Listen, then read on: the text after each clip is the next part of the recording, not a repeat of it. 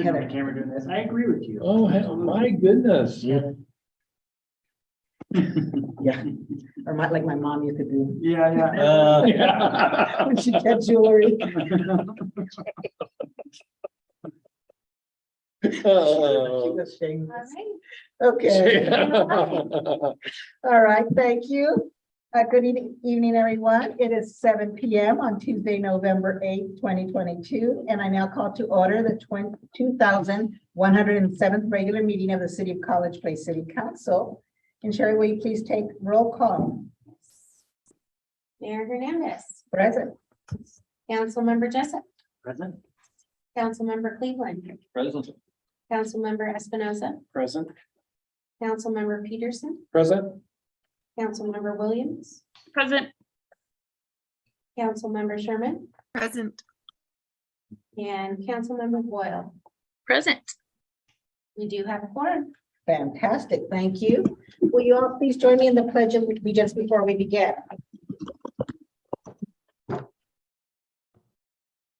I pledge allegiance To the flag of the United States of America, and to the republic for which it stands, one nation, under God, indivisible, with liberty and justice for all. All right, thank you. It's now time for public comment. Sherry, did anyone submit a comment in advance?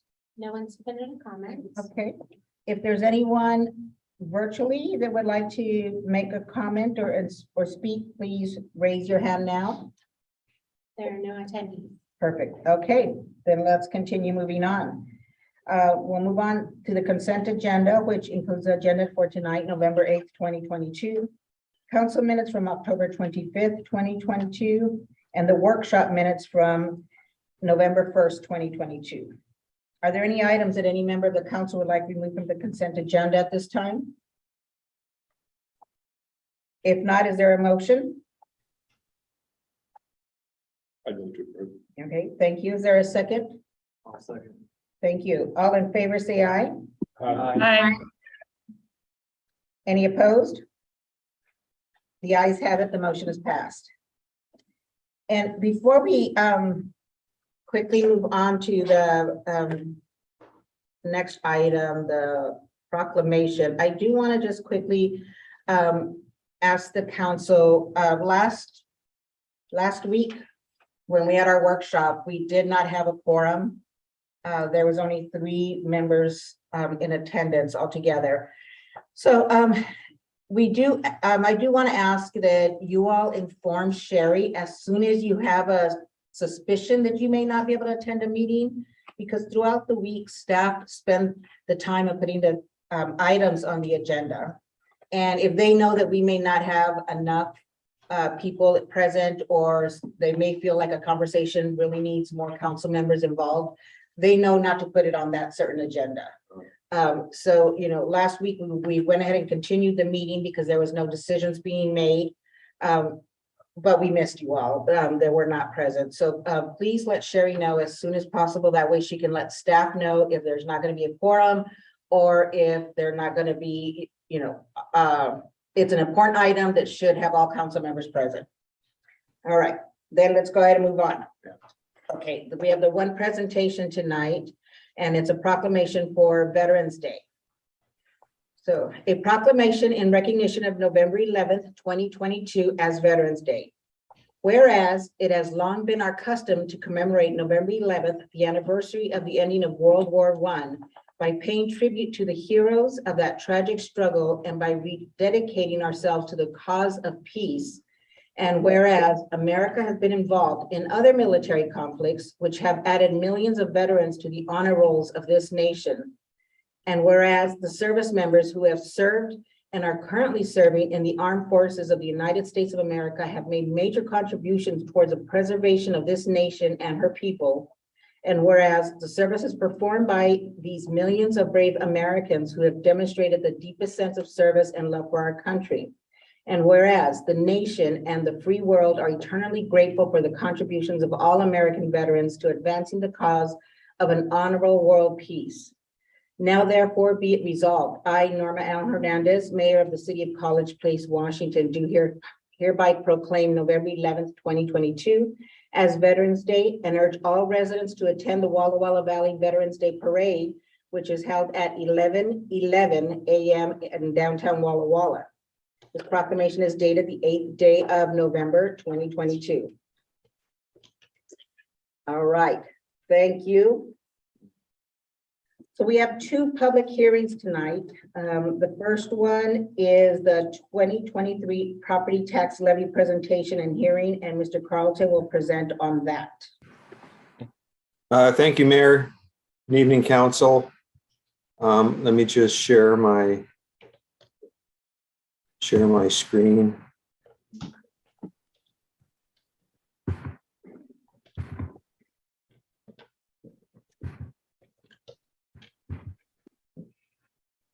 So tonight we're having the public hearing on the property tax levy.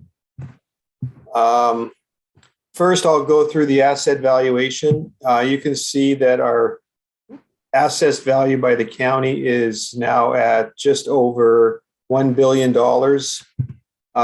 New construction, they're showing at $14 million for 2023 for a total valuation of $1.07 billion.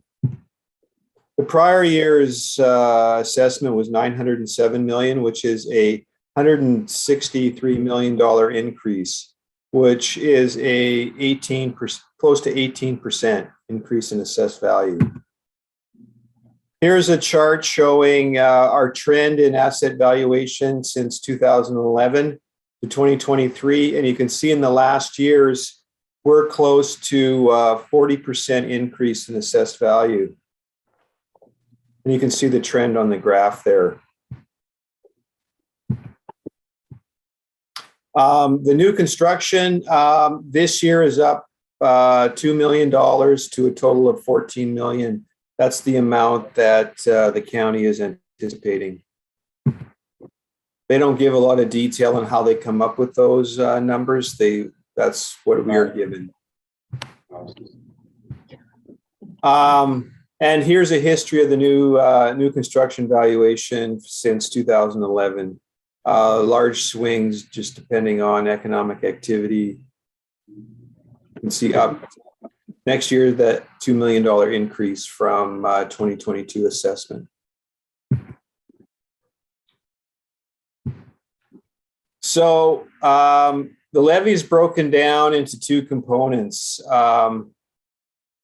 So 2022, we were allowed to set a levy at $1.594 million.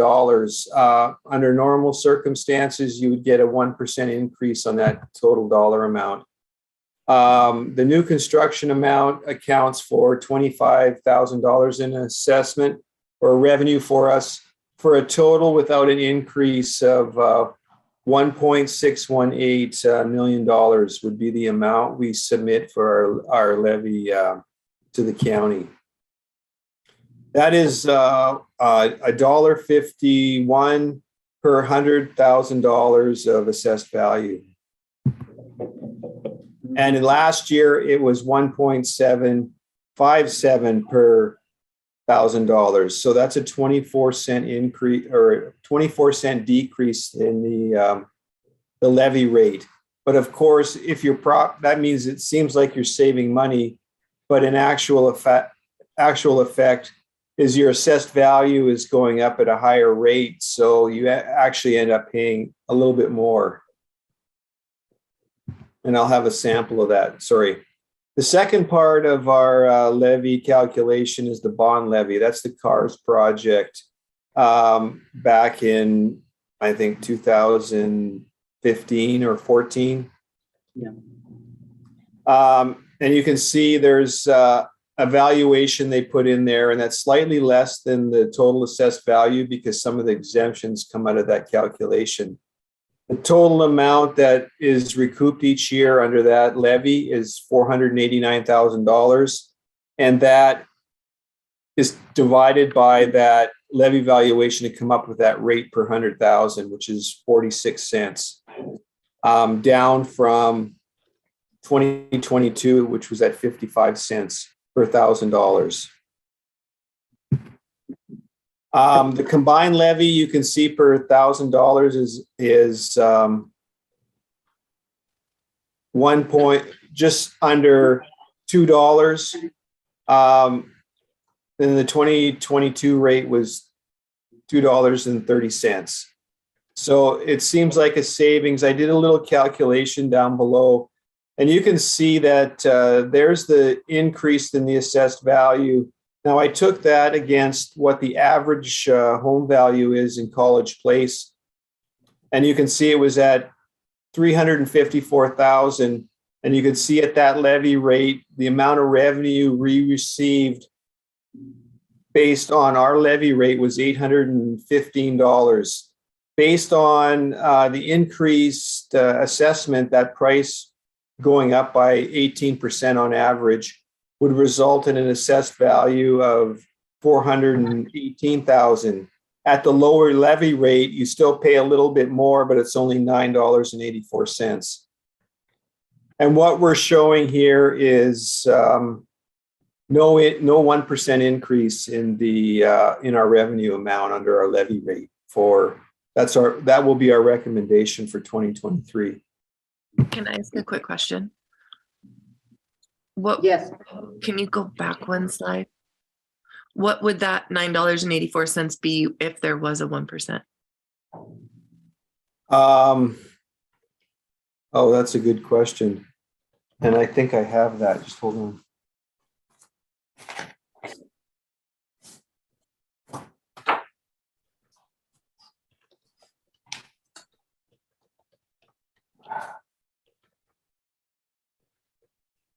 I don't have that calculated with those levy rates. Okay. It would approximately be, I don't know. I don't have my calculator in front of me. I can get that for you. Okay, thank you. I did do the calculation and it seemed like it was $15.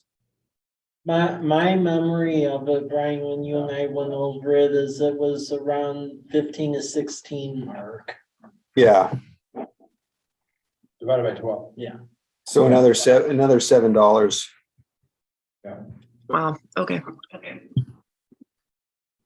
So here's the combined levy calc. And I do show the amount if the 1% is included in here. So it's not translated to what the individual value is, but we would only get an additional $16,000 in revenue next year. But it is a savings, and you can see the change in the combined rates. They've gone down 33 cents per $1,000 of assessed value, but then the values have gone up 20-some%. So it is a net increase in revenue to us at $2.1 million.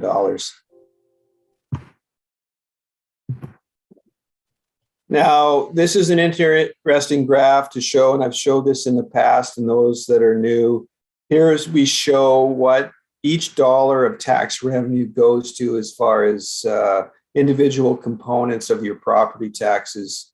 So out of that dollar, based on the assessment for this year, we would receive $2.2 or 2.32 cents out of every dollar goes into revenue for the city. There's local school bonds at 12 cents. There's the state school fund at 25 cents. There's our number for the general fund and for the debt service for College Place, which totaled to 2.32 cents. You can see there's an EMS levy at the county level for 8 cents. And other cities, that includes Walla Walla gets a portion of that property tax at 12 cents. Port of Walla Walla gets 3. The county current expense 19, and the school board gets another 20 cents. So that adds up to that dollar. So when we look at it, we get a very small portion of the total property tax. And that Councilmember was, Peterson. Sorry, that was- Brian. Councilmember Peterson has a question. You know, Brian, this visual is just amazing, and I know that Mike and others have used this over the years. And I would just encourage us to use this in the future. When we write that check every 6 months or every year, all politics is local, right? But when you look at this, it brings home the fact that, you know, less than 3 cents, right? Yeah. yeah, Arrives here locally. That it shouldn't make anybody upset, but it's very educational as far as what's going on here. You know, when we talk about when you write that check. So, boy, I would encourage us to put this in our newsletters, and I know you are, Mike. Oh, yeah, we do with the budget flyers. I mean, to be perfectly candid, when your city provides general services like police and fire, and then utility services for the general services, we live or die by the sales tax, which is why Yeah. we're always so aggressive to get businesses up in here. And then frankly, to make sure water turns on and you can flush a toilet, the utility rates, because I mean, without those two, we'd be dead in the water, because property tax, but especially in this state, does not pay the bills. Yeah.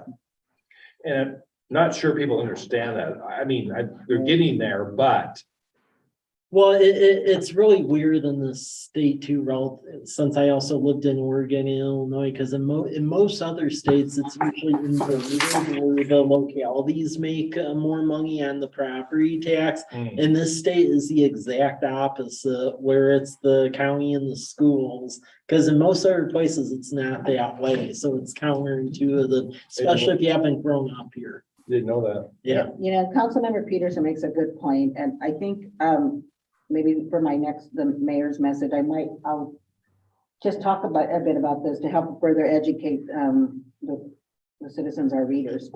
Councilmember Jessup? You sure? Okay. Councilmember Cleveland? This is not related really other than outreach, but I was just thinking that this is such a great infographic. Mhm. We put it in the newsletter. We tried to put it on social media. But I was thinking, could we get some sort of small billboard that we could put in the parks? I mean, I remember a few years ago, we got grant money for the electronic sign, but could we get some kind of grant money for just some kind of billboard, you know, every so often, if there's something particularly important? You know, we could have a very small run printing for some of the local parks, just put it up and, Yeah. or an announcement for things that are coming up. If there's grant money for it, I mean, it doesn't seem like it would hurt. If there was enough grant money, not only would it be great to put something like that in, there's internet there. Yeah. So someone wouldn't even necessarily have to go out there. They could potentially, through the internet, connect with it, program it through the network, and then it's done. So, just Yeah. a thought. Okay. Councilmember Jessup? So I always have a bunch of questions. You look at that. That's how you learn, right? What, well, one, being that we're in the budget season for the city, how much of this is even within our control to adjust, change, or anything? We're just passively, that's what we get.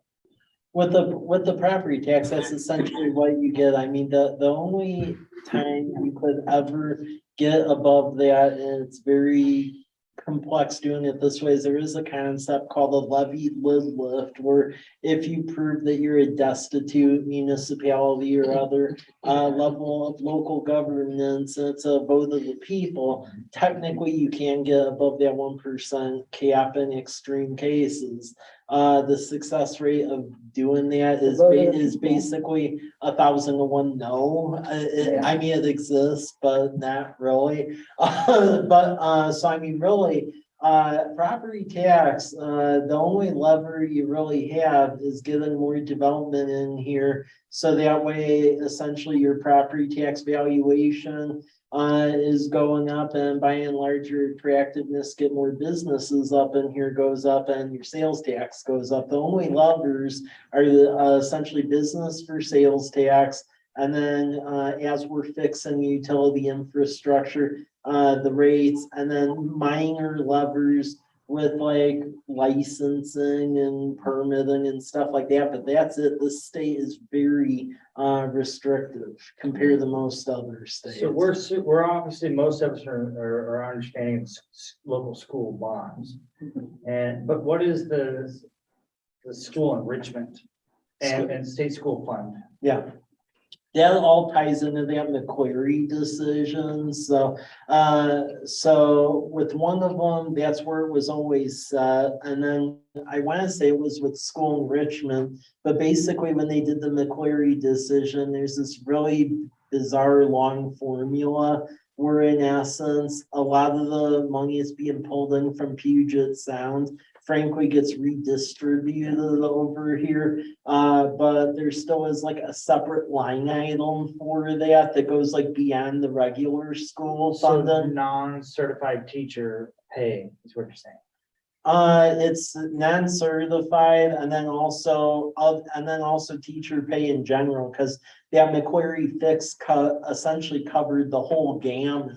So the local school bond, and the reason I'm staying on this, because good night, that's over 50% of the property tax, right? I mean, so you're thinking, well, where's all this money going? Right, so, and I'm a teacher, so I understand. School bond, obviously, there's like transportation, I think there's transportation and stuff like that, right? So I understand that, and so like if I'm a constituent, and I'm like, okay, what's going on here? State school fund essentially means that's federalism at its finest. Money goes to them, the state then distributes the funds to the states for basically your EFTs. Yeah. So, butts and seats, we call it, to be crude. The school enrichment then is basically a McClary decision, basically says you need to raise salaries, and the schools got more funds for counselors, Nurses. nurses. We got more money for, when I say we, the school system got more money for, sorry, you forgive me, basically those who need to help support people who are in rehabilitation scenarios and households that are a little bit struggling. Those types of counselors and such. So basically, more of our property tax funds are going towards those services. And that's what I'm looking at. Got it. Yeah, the property taxes in the state are heavily slanted toward the public schools. Got it. Yeah. All right, thank you very much. Yeah, and don't forget, everyone in that category is limited to the 1% increase in their revenue amount per year. Yeah. Yeah. Got it. Thanks for letting me take that. Okay, Brian, you're All right. good to go.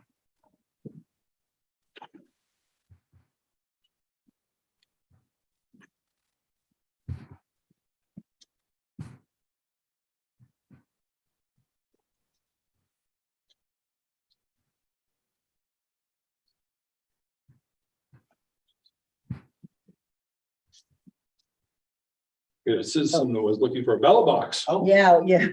So I said, not here, but Yeah. go where you think you shouldn't go. Across the parking lot. Go to the dark alley.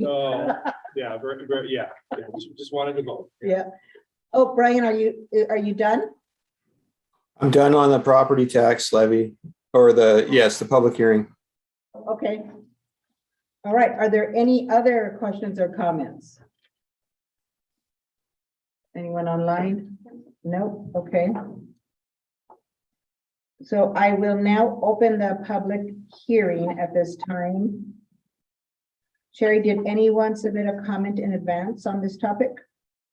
No, I did not receive any. Okay. And there's still no one in attendance? No attendees. Okay. All right, so at this time, is there any additional discussion by council or staff? Okay, is there a motion to close the hearing? Thank you. Is there a second? Second. Thank you. Any further discussion before we go on? All right, all in favor of closing the public hearing, say aye. Right.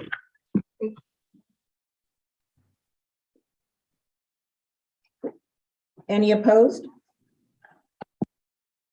All right, the ayes have it and the hearing is closed. All right, we're gonna move on to the 2023 fiscal year preliminary budget hearing. Mr. Carlton, you're still up. Thank you, Mayor. I'll share my screen again.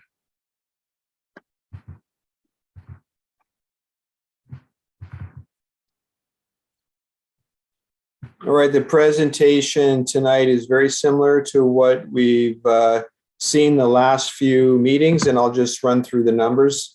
You've seen them. They haven't changed substantially since the last presentation, but I'll go through them, and some of them I'll go through a little quickly when it comes to the capital stuff, because that'll be covered.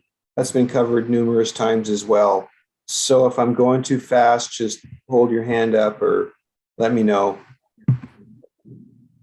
Oh.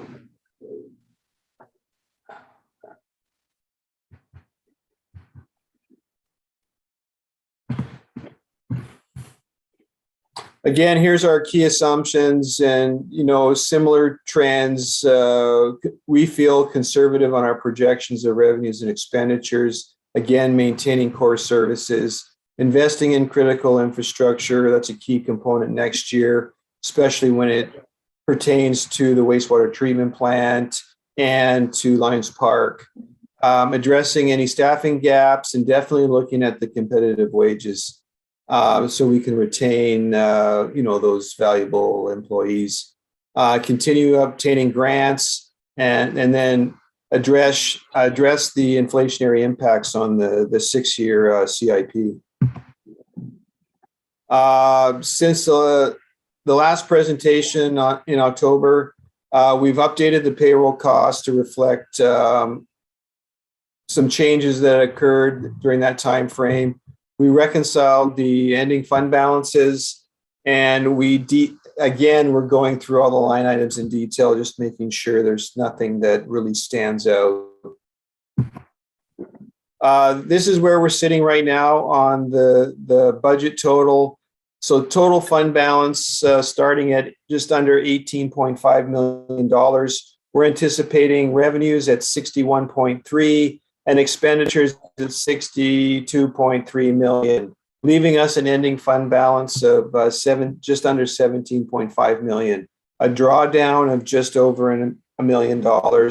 And we've discussed the items that pertain to that drawdown. The biggest factor in that is the money we've accumulated under the REIT, two funds to fund Lions Park, and that's about $1.3 million. So if you take that out of the drawdown, we are actually showing a bit of a surplus or a gain. Here's a trend in the ending fund balance from 2011 to the budget amount for 2023. The 22 forecast number, of course, is basically driven off the budget numbers, so hard to know exactly where that'll end up at the end of December, but we're showing a slight, there's the drawdown you can see in the final downslope in the 2023 budget year. But a steady growth in ending fund balance, meaning that we're doing well financially. Here's the fund balances. We've gone through this. There isn't a significant change from the prior presentation, but you can see our current expense. That's where the big deficit is showing up. Well, it's that and in the REIT funds, but the $1 million is the second component of the deficit impacts, and that relates to the ARPA money that was received in 2021 and 2022, which we're left with about, I think it's $1.4 million left to spend in the next 2 years related to the ARPA. And that's the American Rescue Plan Act dollars that we received from the federal government. You can see in the capital reserve funds, you can see under Fund 306, that's the REIT 2, which real estate excise tax amount we receive. And that's the drawdown for the Lions Park project of just under $1.1 million. Small drawdown in the streets, just relating, as you recall, the street fund is not its own utility and operates basically funded by current expense. So we're anticipating pretty much a break even $5,000 deficit under those funds for 2023. The water utility, you can also see a slight drawdown there. We are expending some of the project money out of our own reserves. And you can see that in the drawdown in the capital reserve fund 410, 413, and 431. Completion of projects, the Wells project will be completed, but leaving a healthy balance. And I'll go through the reserve calculations in another slide showing where we are at on our financial policy reserves. The next group of funds is the wastewater utility, and we are showing a bit of a surplus there and a healthy ending fund balance at 4.4 million. Of course, we'll be funding the wastewater treatment plant project next year, and just see how that goes with our ending fund balances. The next group is the stormwater utility funds, and it is its third year in existence. And we are showing a healthy deficit, but we'll have projects that carry over. There's a number of projects in storm next year, and that fund balance will carry forward to 2024. You can see the 440, that's the new ambulance utility. And we are showing a slight deficit next year, just under $50,000 in that fund, but fully anticipated that as we're only charging 2/3 of the total revenue amount anticipated in 2023, but leaving a small fund balance of $268,000.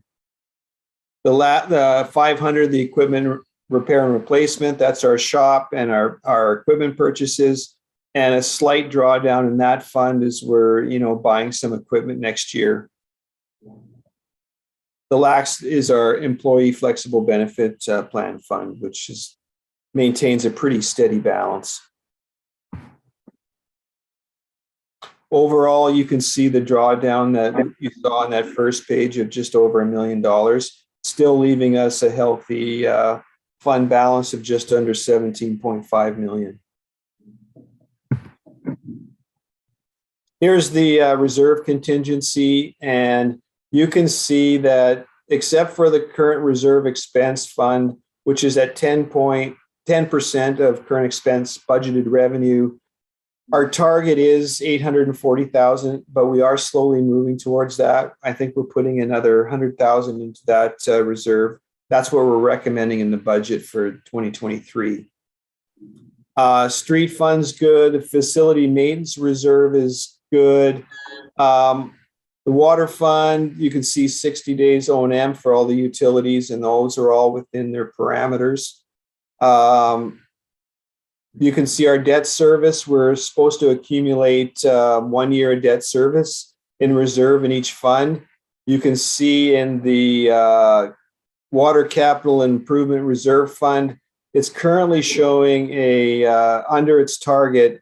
So that's the one area I need to check before final budget to see what's transpired there. But that will strictly be if there's additional funds needed to cover that debt service, we'll move that from the water fund and get that in alignment. I just did that sheet yesterday, so that was good that we did it, so I can identify that and correct it before the final budget. The last two, you can see the water revenue bond fund meets its obligations, and we are meeting on the equipment rental and replacement fund. Even though it is showing a drawdown next year, we are in compliance with our reserve contingency.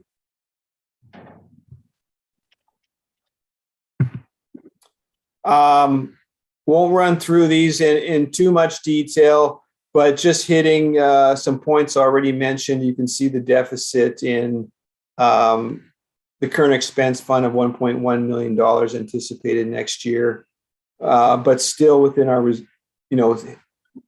safely within our reserve contingencies. So we anticipated that with the ARPA expenditures. So, in the key points there, you can see 1.8 million to be spent on carryover ARPA projects.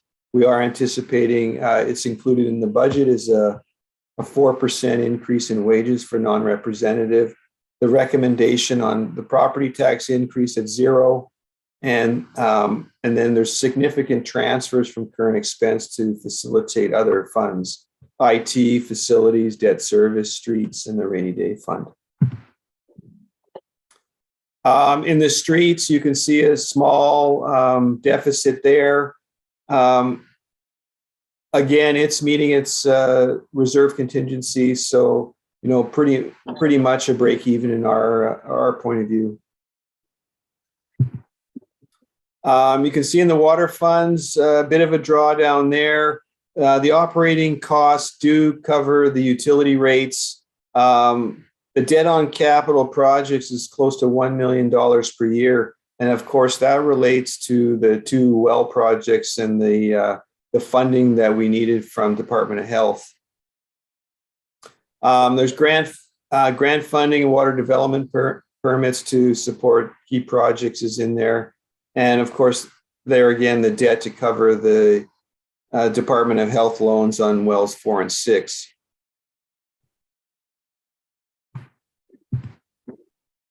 Here's the wastewater group of funds, and you can see a healthy surplus on that level. Operating costs are sufficient to cover operating costs. We'll have the wastewater treatment plant project next year. You can see that revenue and expenditure. And then the current level, debt level for Southwest and wastewater treatment plant design loans are also included in that debt. And that's close to, I think it's around $7 million in debt. So, but it seems to be holding its own. Here's stormwater. Again, we started stormwater in 2019. So we're still getting a feel for, the transfers and what's required in there as far as debt service, and that debt service of $48,000 that will end next year. But then there's some new projects coming up in 2023 that will be funded partially by debt. So last year we had a 0% increase in the utility rate for stormwater. In order to maintain a healthy fund balance, we will be recommending a 3% increase. At least it's in there in this preliminary budget. And of course, our capital projects are supported by grants from Department of Ecology, ARPA, and by the utility rates. You can see that interfund transfer from the operating, the $125,000, that goes into help fund capital projects, as well as the debt. Here is our real estate excise tax fund. This is 206, and you can see the major project there is the Lions Park project currently, and there's a couple other projects. That's not the total of Lions Park, but it's a total of $5.5 million. Our grant revenue makeup totaling $3.8 million. That $1.6 million deficit includes a carryover from a number of years in the REIT balance. And then, of course, next year's anticipated REIT funds. The full year resulting in a deficit of $1.2 million, but again, fully anticipated. Won't go into, you guys have seen this a number of times. I won't go into detail on it. In total, we're showing a slight reduction in total revenues for next year. The major component is the major negative is it's about the 7th line down. It's the ARPA funds, $1.3 million received in the last 2 years won't be repeated. So if you back that out, we are showing an increase in total revenue for next year. And you guys, we were talking about the impact of property taxes, sales tax, and you can definitely see our B and O sales tax at, $4.6 million far exceeds the amount in the property taxes. Brian, Councilmember Jessup has a question. Yes. Thank you. I'm sure you've answered this before, but which part of these funds, or which one of these funds is most affected by the idea that, like the gas and tax is going, gas taxes revenue is not coming in as much or anticipated in the next coming years? And obviously you just mentioned on that, I was just thinking in my head that we're seeing from this revenue driver why it's so important to get businesses in, or working on the projects that we have in the capital facilities plan that's going to encourage housing and businesses, obviously. Back to my original question, sorry, which one of these funds is affected by that gas tax idea? You mean the gas tax? Sorry, you mean the gas tax we currently pay? Yeah, because like the fact that aren't we affected by the fact revenue wise that we don't get as much gas tax because we're going electric, and because in the coming years, we're going to be becoming more and more electric. So you're anticipating a drop in revenue due to the gas and less revenue from gas tax, right? Correct. So which one of these funds is affected by that, if at all? Why, I could answer that. Really, the top two funds is really the current expense, which by and large feeds in the street, since we don't have like a street utility or anything, because streets is really supposed to be fiduciary for roadway type projects, but it's propped up by current expense. So really those are the two. Okay, so in my head then it's streets is a project, and I'm like picturing it. Basically it comes out of that second line you see there, the sales tax. Okay, so that makes sense. So somehow we have to figure out a way, obviously, increasing funds for streets will then help drive growth for businesses and for housing. Right, because if you don't have the infrastructure, you don't have the ability to bring those in. Yeah. And we're gonna lose some of that revenue because we know in the future, coming from the state, it's gonna be less gas tax and less cars using gas. So just kind of looking forward we're gonna kind of keep that in the back of our mind, I assume. Of like, we gotta find a way to kind of replace that and or increase that. If we're gonna do these capital facilities that we're gonna talk about later. Yeah, well, just to add on to that, and the results it'll be presented both the Utilities and Transportation Commission and then this body early next year. But really the roadway issue Councilmember Jessup is alluding to.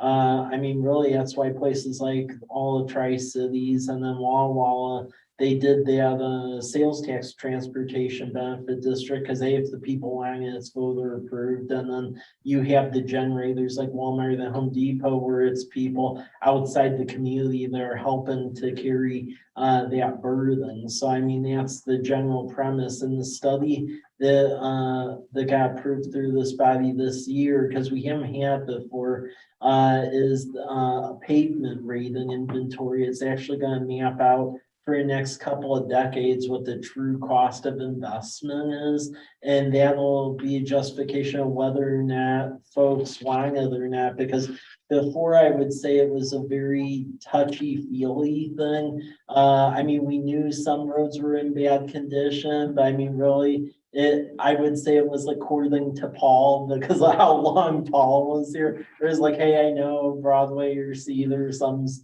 messed up, it needs to be fixed, but there wasn't like a scientific method to it. And with the company we all hired, they actually took methodology that they use all across the country, and they're aggregating our roadway by blocks into groups about what needs to be fixed when and where, what's the treatment, and then what is the aggregate amount of liability, which I think is really going to help our UTAC and this body make decisions about the the future of that. Because while we can get grants for the federally classified roads, all these local streets, it's gas tax and a redirect out occurring expense and maybe some residual REIT, but that's it. and it's Yeah, expensive. so really, I'm just trying to look at, I'm looking ahead. Yeah, And really, just because we're talking about the budget, and we're talking about it's a general question of just keeping in the back of our minds, like, you have to have infrastructure, because infrastructure will bring the houses and the Correct. businesses. So really, we're kind of, and I'm reading the writing on the wall, that if the gas tax revenue is going down, and we don't get more homes or really more businesses. yeah. Then that's never really gonna go up. Right, Yeah. so we gotta invest now. You gotta invest in the infrastructure, and you gotta yeah. get funds in order to do the infrastructure, in Yeah. order for that to happen, okay. Councilmember. Sorry, Williams excuse me. would like to speak. Okay, Councilmember Peterson and then Councilmember Williams. I guess what I would say is that where it's going to get critical in the future, there will be a replacement for the gas tax going down because of consumption, so it's not like if everyone went electric today, Yeah, the roads don't go away. that's right, that's right. So And there'll be some sort and of- that'll be, that's gonna be a political battle and everything else, where there'll be some sort of a tax that will replace the fact. The fact that cars are getting more miles per gallon, Yeah, that's right. there's all these other issues, and so at some point, I don't know if it's on license tabs or if it's just Yeah, or what you're hearing, Mike, but there will be an additional fee to fund, Well, but that, it'll be phased in perhaps. Years. I mean, Yeah. all scuttlebutt on this I've heard so far is just upping essentially what you could charge on the transportation benefit Yeah, district, yeah. because you either have the bucket of the sales tax, which is the more democratic way because it's voted and either people want it or they don't. The other one is the license tabs through the transportation benefit district. The sales tax is the one that covers everyone a bit better.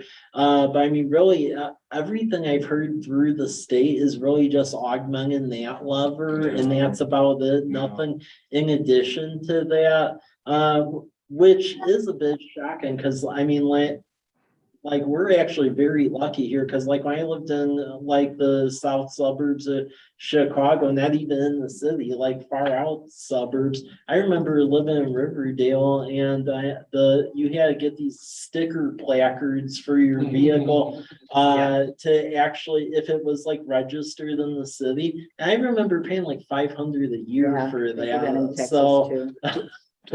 Toll roads. Yeah, but I guess there's ways to do it, yeah, there is. and we gotta think about it now, as you Yeah. guys obviously are. You Yeah. guys clearly are. But then also there's a way in which to do it that's not overburdening our College Place citizens on taxes. Hopefully. Well, Councilmember Williams, you have an electric car. Are you currently paying anything extra on yours? That's what I was gonna comment is, I don't have it right with me, but my recollection is I pay an extra $250 a year on my tabs for a hybrid and $500 for a fully electric. And the idea is that that's because I don't pay gas tax. But my question is, does any of that money trickle down to College Place? General fund. So you pay either $250 or $500 in addition to the regular tabulation? Wow. And it's I- it's half as much for a hybrid as it is for I have a plug-in hybrid. I don't know if it's just like a Prius would, but yeah, I think it's 250 and 500. The hybrid is half what the full electric is. I've looked into that as far as the licensing, and really it's like, there's very little of that actually goes back to the local government, because where it pops in at is when you look at the budget, that line item where it's like state shared revenue, some of that is backfed from that. But the problem is state shared revenue, that's like at the discretion of the state and OFM per year. So if they have other areas where they're plugging their budget hole, even if they have more money, it doesn't really matter. Okay. So that's really the issue. Lovely. Like they're collecting the money, but a lot of that ends up as like a legislative redirect, if you will. Which is not going down. Olympia, so, Right, yeah, so it's no guarantee it's coming to us Yeah. to make up Okay. for our lost. Yeah. revenue. So Okay. the other comment that I wanted to make is we have some, good sized developments coming in that will include commercial. And whenever we set up a development, we negotiate about streets and et cetera with the developers. I think we need to be careful not to skimp on what we ask them to do on the streets. Because then we have to take it over and maintain it. So we need to make sure that we're not saying, oh yeah, you don't have to use the expensive pavement that lasts for 50 years. You can use the stuff that falls apart after 5. Stuff like that. Right, which I mean, I will chime in about that. In the 6 years I've been here, and I mean, we had a little bit before, but that's why we have stricter road standards and so forth. That all goes back to, if you ever hear on a committee by some developers like, oh, they're making us put in the stuff, the payment, how dare they?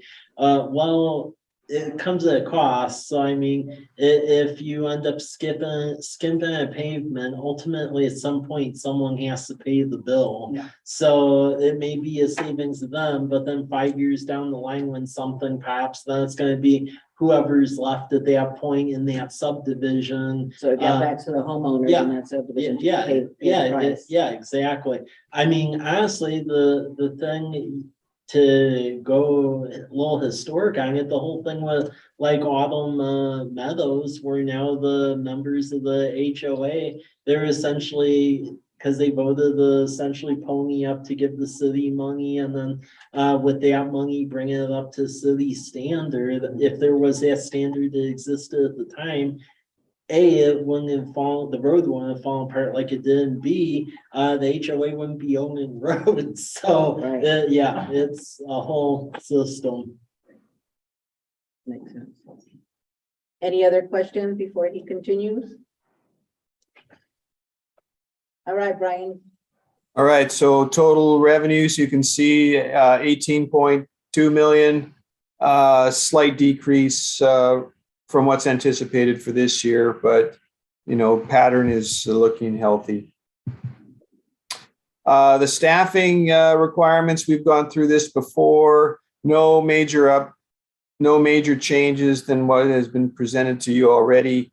You can see the increases for the wages and benefits, although the police still not finalized, so that number's not been available to us yet, exactly what that'll be. We have incorporated, we hope, enough in the budget to account for where they end up, but hopefully they close or they finalize in the next couple of weeks before the final budget presentation. The rest of the staff, basically it's inflationary increase of 4%. You can see under our health insurance increases, health at 4.8%. No increases in vision, dental, standard life, and employee assistance program. All that was for police, sorry. For all other employees, health is going up 4.5%, no increase in dental, vision, standard life, or employee assistance. And then, as you recall, we're recommending having the life flight and an employer paid benefit, total cost of around $5,500. And that also includes everybody, including volunteers, council, and the mayor. Brian, quick question. The police have a different health insurance than other employees? Yeah, I can add that. I can add that. So essentially with the labor negotiations, if that becomes a sticking point with the labor groups, technically, they can negotiate that. And then if there's savings or if it gets into wages, it can be part of that. Now, this predates the years I've been here, but I think it was like the early 2010s the Teamsters group associated with the police department, they opted to essentially move away from the AWC plan over to the Teamsters plan. Yeah, so that group is in the Teamsters Okay. plan, because that's what they elected to do, and then everyone else is in the Association of Washington Cities plan. Got it, okay. I didn't know that. All Yeah. right, thank you. Yeah. So based on inflation at, hovering around 8%, we feel that 4.8% is reasonable. Yep. Capital facility plan, I'll move through this pretty quick, but some of those key projects, of course, Lions Park, you hear that again at $5.1 million. And then down near the bottom, wastewater treatment plant improvements, 26 million. Then we also have, the project starting for lift station number 5 at 1.7, a total for next year at just under $40 million. But of course, the big one is wastewater treatment plant. And you can see that takes up, 70% of the budget for next year. The IT budget, you can see a large portion goes to administration next year, and that relates to the Tyler ERP implementation. We're anticipating $182,000 in cost for implementing that. The year-over-year cost for the entire Tyler is going to be around between $65,000 and $70,000 a year, which is less than our combined costs of the software that it's replacing. So other than the implementation cost year over year, we should see a small savings starting in 2024. And then you can see a majority of our expenditures now in the IT are focused on software fees and software costs. Not much in hardware, as we've done a good job in catching that up in the prior 3-4 years.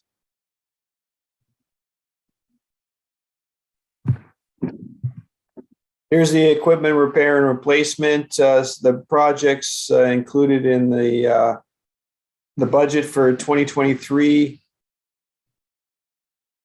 The big one is the Vactor truck for stormwater at $750,000. That's mostly funded by a grant from Department of Ecology. $225,000 also for stormwater for a new vehicle for their sewer camera system at $225,000. And then, of course, we're continuing our leasing police vehicle program next year. At total for that is $168,000 for the year.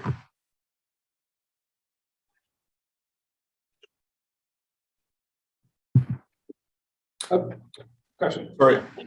Question? How's it actually, yeah, Lauren, Councilmember Peterson. I had this thought the other day, and I was a question. How's the leasing going? Are we okay with that? Yeah. We're on the cutting edge. Yeah. For the county and city. And what are your thoughts, Mike, on that? The machine holding up? They are. I mean, the police department, they love it, because part of the intrinsic value of getting officers in here, because to be frank, with some of the bigger agencies around here, it outstrips our ability to compete. But there are other values that we can provide where it does provide the proposition to work in a police department. And that's one of them, the fact that we have that leasing program, and then it's take-home vehicles as well. So it's worked great. It's helped retain our officers, because I remember working here before we had that, and it was a rotating cast of officers in a police department. It was a major issue. And while we do still have some vacancies, I would say it's not near what I believe others would be in other similar agencies to us, what they even experience. And then the wastewater lease for the equipment, I think that's worked good so far. I mean, that one's a little newer, so I would say we're still in the trial phase of that, but it helped us avoid taking hits on several very large pieces of equipment. So we have newer stuff. And that has had a very intrinsic value to it. So I think so far, police car leases, very good program. The lease out of the wastewater, so far it seems good. I would say I need to see a little bit longer term data on the other one, though. That's nice to know, because, we wouldn't do that not knowing, Yeah, and that's nice to hear. A quick follow-up, question, if I may, maybe to the Mike and the mayor. The park. I could donate money and have a plaque put up on a sewage treatment plant, right? Have we looked at thinking about donations for Lions Park and some sort of, we're not tax deductible, so nobody's gonna get a benefit out of that. But what are our thoughts on having a plaque where somebody's donated a certain amount? Buy a towards- brick kind of thing. What's that? Buy a brick, kind of like. A having your brick name or, on it. 100 years from now, Yeah. Lions Park, there's a plaque on the building that somebody donated 10 grand to the restroom, or it has a little bit more pizzazz to it than sewage treatment and Yeah. lift station, yeah, well, Take your grandchildren to the, to the lift to the station. lift station. well, yeah. Peterson Memorial, Lift station. I think that would be a good concept. I mean, frankly, we've been all trying to chase the costless thing with writing more and more grants, but I mean, that is an option. I would like to talk out with the park board to get what their opinion is on Oh, the yeah, structure yeah, of it. But I do think that would be good. I would say longer term, is a way to channel donation resources for that, especially since we don't really have direct earmarked funding that's just protected for parks. I know one of the things that Colfax did is there was development of like a nonprofit Friends of the Parks, and they actually helped fund all the parks over in Colfax, and that they did get a 501c3 for that, where it's a tax write-off. So I would say it's a little too late to be trying to chase after Lions Park, the 501c3, but we are gonna have needs for the other parks, and whatever the new park ends up being with the big development southwest of town, where I think that is something we should chase after. I think that's an appeal to citizens. It really does. It's, Even like getting your plaque on a bench, right? Yeah, yeah. Bench was funded by, or I think one of the little exercise equipment things that's gonna Yeah. be around the field is supported by. most would do that. you Yeah. know? Good point. Yeah, It's kind of like the pump, the well. Yeah. With a plaque there with, there's stuff like that that Yeah. just, has an emotional attachment. Right, Yeah, okay. good point. All right, back to it. So in total, our equipment repair and replacement budget for next year is just under $1.9 million. And again, same sheet that I showed in prior presentation, just showing our proposed 2023 rates under the utilities. You can see in the water, we'll be recommending a 3.7% increase. In sewer, 3.6%, storm, 2.1%. Ambulance, I don't think it gives the percentage there, but that's going up to 4.56, which is 2/3 of the rate that was approved in 2022. So our next steps, we will continue to review and update as necessary. I have to check that one debt service fund to make sure that everything is correct there. Prep for the final budget hearing on the 22nd of November, and then we'll bring back to council for adoption the final budget on December 13th. All right, thank you. So any other questions for Brian at this time? No one online? All right. Thank you, Brian. All right, thank you. So at this time, I need to open a public hearing. Did anybody submit a comment in advance on this topic? No, I did not receive any. Okay, still no one in attendance? No. Virtually, okay. Any other discussion by council? All right, if not, is there a motion to close the hearing? So move. Thank you. Is there a second? I'll second. Thank you. Any additional discussion? Last chance. All in favor of closing the public hearing, say aye. Aye. Any opposed? All right, the ayes have it and the hearing is closed. Before moving on to the action items, is City Attorney Colwell still online? Yes. I just want to let you know that I'm facing the doors and all the way up to the 8 o'clock hour, we had a very steady stream of cars coming into the parking lot to drop off their ballots. Exciting. It happened all day long. We even had a few walk in here looking for the ballot box in here, so. Think College Place represented. All right, action items. So there's several on the agenda tonight, so let's keep moving ahead. The first action is the 2023 property levy, tax levy that Mr. Carlton presented, and he will just quickly pull up on the screen, I suppose. Or is it just there? Well, you can see the, what was submitted. The city has historically taken a 1% increase allowed by RCW.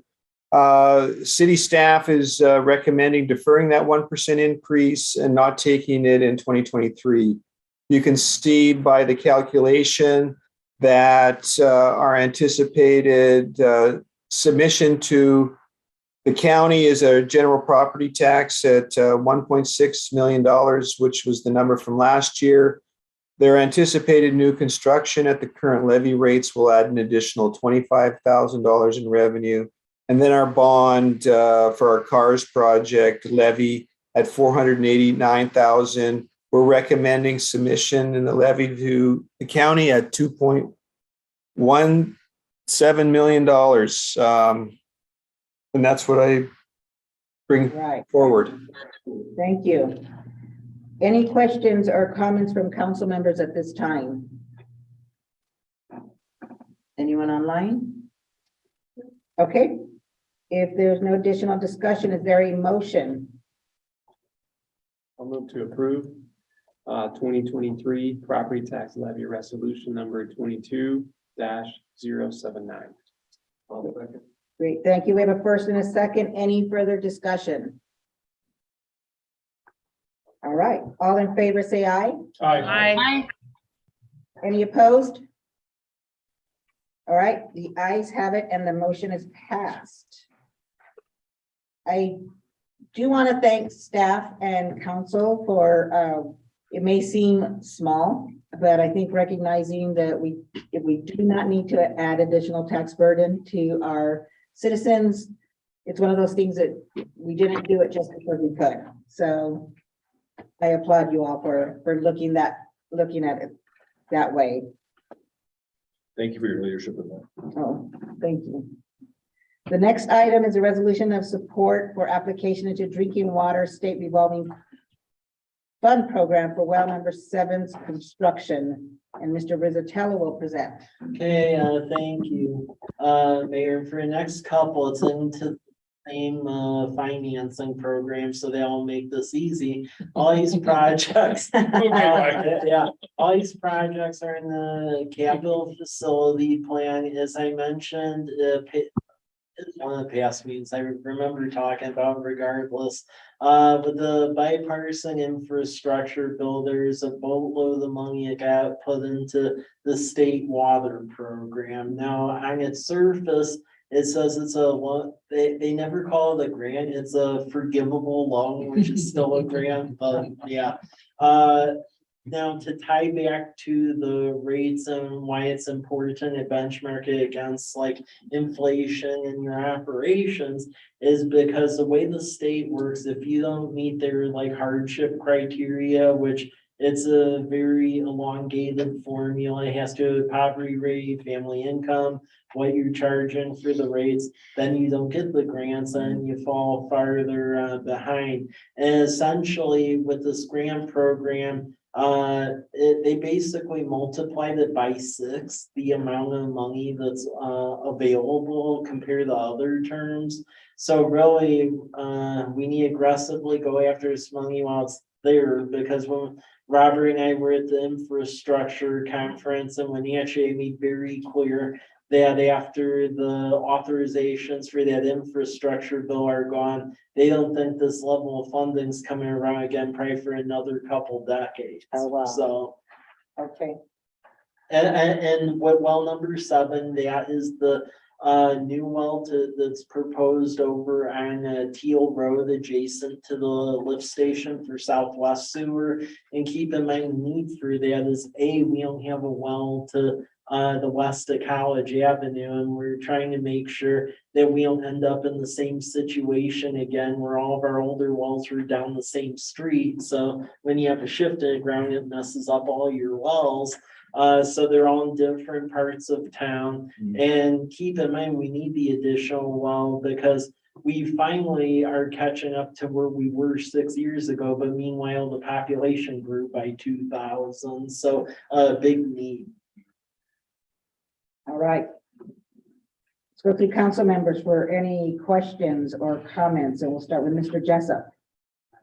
All right, Mr. Cleveland, Some questions, thank you. Mr. Espinosa, What is the capacity that this is gonna add to the wells that we currently have within the city? I mean, they're still studying that, but we think it could increase the capacity probably by around another 20% based on the initial tests that have been done out there, but they're still doing engineering right now, so. question. Councilmember Peterson, No questions. Councilmember Williams, No questions. I do appreciate you going after the money, and I strongly would underline that I don't think we're going to see this level of funding for quite a while again. So now's the time.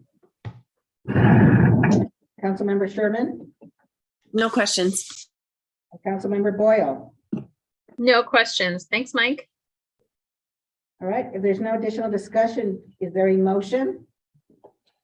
I'll make a motion to adopt resolution number 22-080, which supports the city's application into the Department of Health State Revolving Fund Program for well number 7 construction.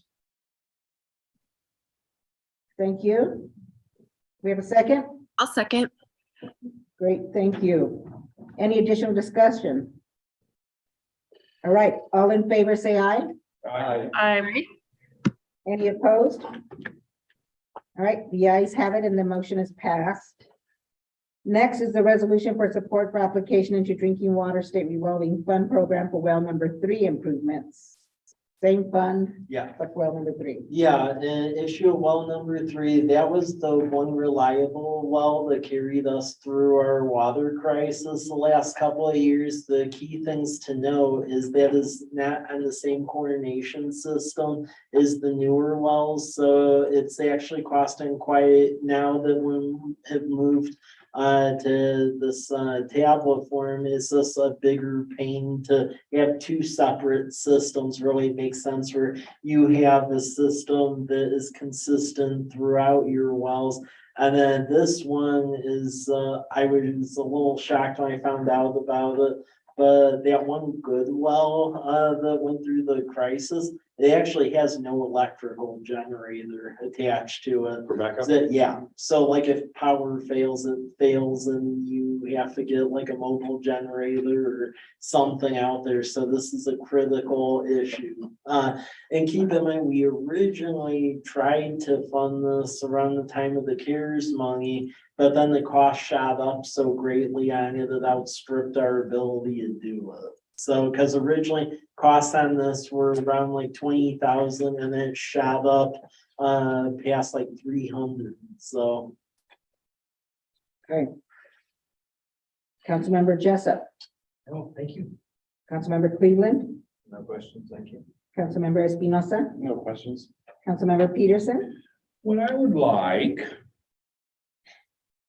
is a map of College Place. And I'd like to know where all the wells are and what number they are. Okay. I've been around long enough where we've made well number 3, number 2, and you know. Yeah. And when somebody says well number 4, I get this like 1,000-yard stare. And you know, I think it'd be pretty quick to do like a Oh, yeah. Google. I'm not, you know, and I'd really like to see this where, and I don't want a lot of work put into this. I want to, you know, 30,000 foot looking down College Place. This is where our wells are. This isn't, because we have renumbered them. Well, renamed them. Well, I mean, Maybe, yeah. correct me if I'm wrong, Mike. I mean, some of the numbers jumped around a little bit. Pretty much that was some defunct wells because originally, way back when, there was some debate about whether to carry forward numbers or not. That due to financing applications, that didn't really carry through. So like for instance, well, number 4 essentially replaced number 1. That's out of the Peppers Bridge. 6 replaced 2, and that's the one that's finally gonna wrap up at Whitman and Maple. And then well 3 is actually the one that's been reliable the whole time, knock on wood. So we have no number 1 and number 2. Yeah. So I guess what I'm looking Yeah, for yeah, I is can is make a- active wells Yeah, that are actually pumping water. I don't, you know. Yeah. And, you know, if some are dead or, you know, okay, whatever, but, you know, I think that's great because Yeah. I do have questions asked. A follow-up really quick question. What's the last well we put in? How many feet down did it go? About 950. I got into an interesting, discussion with somebody said that was talking about it should have only gone 200 feet. You're spending too much money. I said, we're talking about different types of wells. Yeah.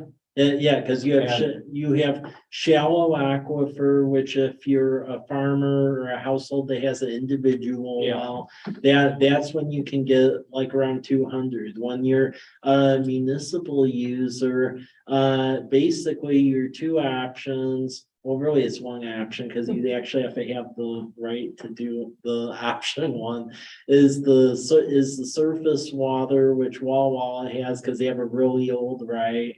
Or if, especially since this city is like incorporated in the 40s, most of your rights from that time frame are deep aquifer. So that's like past the 300-foot mark. And then to get to that water at the deeper level, it's where it reappears.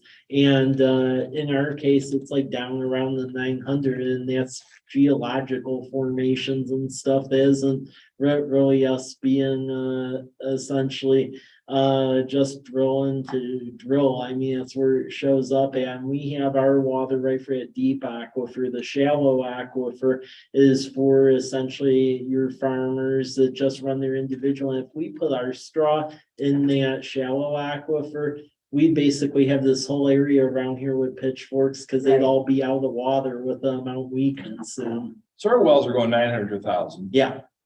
Yeah. Cost per well. Cost per well. Historically. Yeah, cost per well has hovered, I would say, around the 4 million mark with engineering and construction and some tweaking of water rights. Thanks, Mike. Yeah, Yeah. if I get a map of that, Yeah. these wells have got me a little bit fuddled, confused, and so it'd be nice, yeah. Well, and then the other thing that also confuses a lot of people too, and just for folks new in the council, the fact that the city does not provide water to everyone who's a city resident. Exactly. Which is even weirder. So everything to northwest of College in Whitman, and then believe it or not, it dips down to the area like between Davis Academy Way and 4th. That's irrigation district 14. And the strange thing there is we actually have an operational agreement where we like help operate the, yeah. and- Operate their water Yeah, system. yeah, because it's like there's interties and stuff. So in fact, that's proved beneficial when we dealt with our water situation, because there were times that it bailed us out. So you have that. And then the other one is you have the Green Tank Irrigation District, and that's everything between C Street, Rose Street, Myra Road, and Damson. So it's for the most part all in the city, and that's like an irrigation district that provides drinking water to city residents. Who guarantees the quality of the water from those two systems? It's supposed to be this State Department of Health. What's interesting with those systems is that they're held to I would say Making me nervous different here, Mike. standards, because Sorry. well, it's held different standards because they were irrigation districts meant to like water fields and stuff. And there's a weird quirk where you can also use it for drinking water, which is a bit strange. And the thing is, like, if it was a water district and it was all in the city could just outright assume it. With irrigation districts, the law bans us from doing that. They would have to ask for a vote. And I mean, over the years, we've tried to get the various parties to do just that, but there's all sorts of dynamics on that. So are we responsible for the quality of the water that comes out of that comes to our citizens? I mean, within our city water system for those areas where our water system doesn't serve them, no, it's really irrigation district 14 and then Green Tank. And then for certain areas of the university, because there are areas on the older part of campus where their own wells feed some of their buildings. Yeah. It's really strange. I've never worked at a city that had this many different Thanks. water systems. All right, So we get this back on track, I'm sorry. Yeah. Miss Williams. No questions. Sorry. Beautiful. Was that your cat or you? I'm not completely sure. I think it was. Yeah. No, that's But- real voice. There you go. Yeah, I don't have any questions. Ms. Sherman, No questions, thanks. Ms. Boyle. No questions. Thank you. All right, if there's no additional discussion, is there a motion? I'll motion to adopt resolution number 22-081, which supports the city's application to the Department of Health State Revolving Fund Program for well number 3 improvements. Thank you. We have a second? I will second. Councilmember Espinoza. Thank you. Any additional discussion? All right, all in favor, say aye. Aye. Aye. Any opposed? I couldn't hear Member Williams. Councilmember Williams, your vote? Sorry, I thought I hit the unmute. Aye. All right, thank you. All right, then it's unanimous. The ayes have it and the motion is passed. Next item is a resolution of support for application into drinking water state revolving fund program for the reservoir number 4 construction. Yep.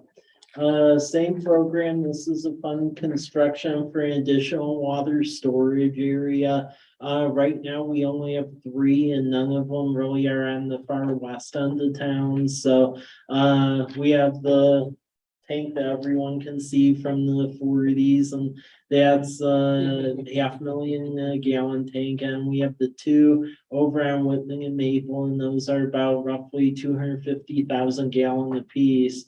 But then there's nothing west of College Avenue. So if you, I mean, we have generators on them, but if you end up with power issues, you can have very weak pressure west of College. So that's to help with all of that west of College Avenue. Okay, great, thank you. Councilmember Jessup, any questions or comments on this one? No, thank you. Councilmember Cleveland, No questions, thank you. Councilmember Espinosa, No questions.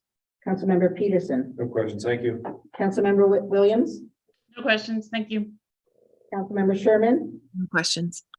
Councilmember Boyle. No questions. All right, if there's no additional discussion, is there a motion?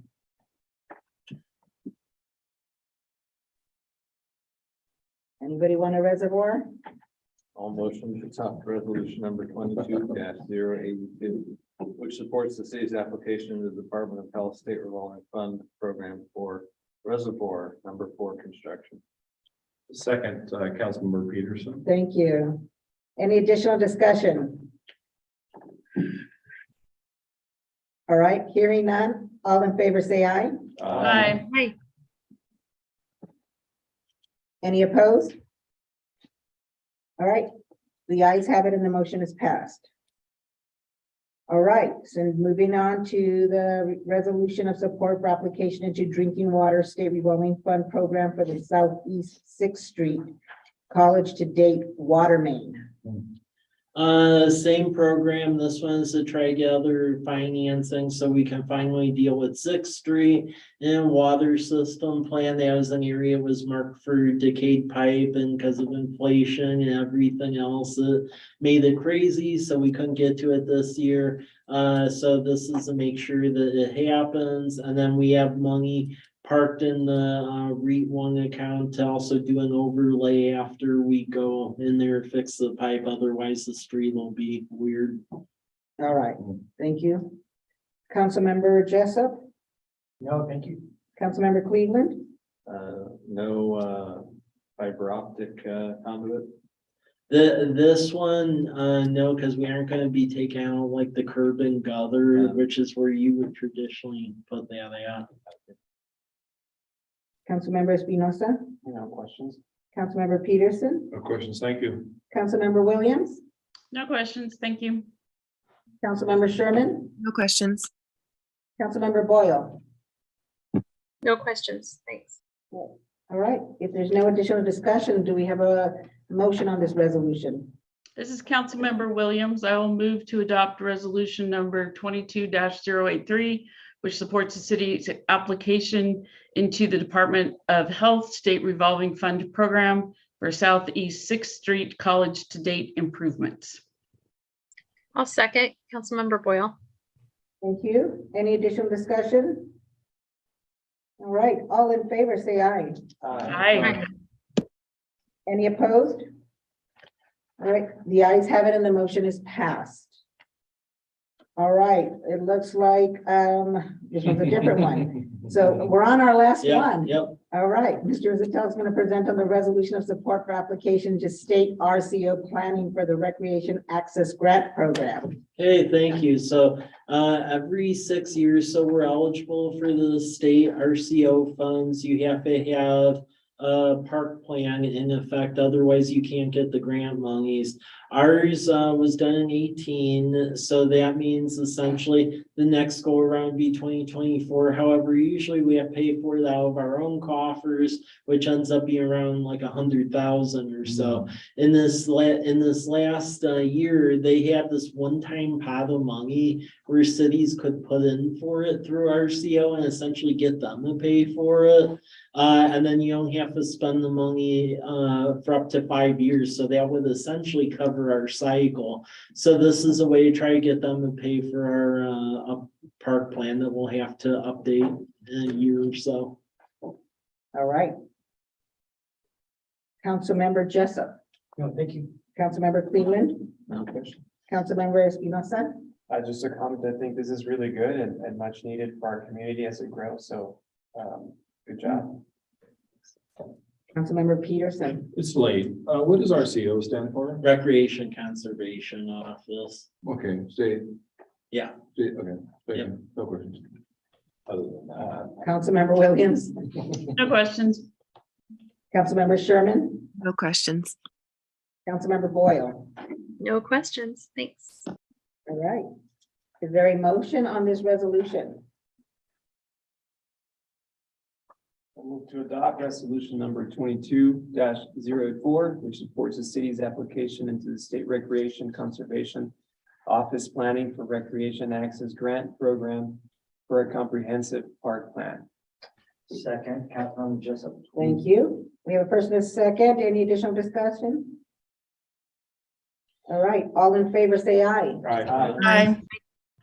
Any opposed? All right, the ayes have it and the motion is passed. Thank you all.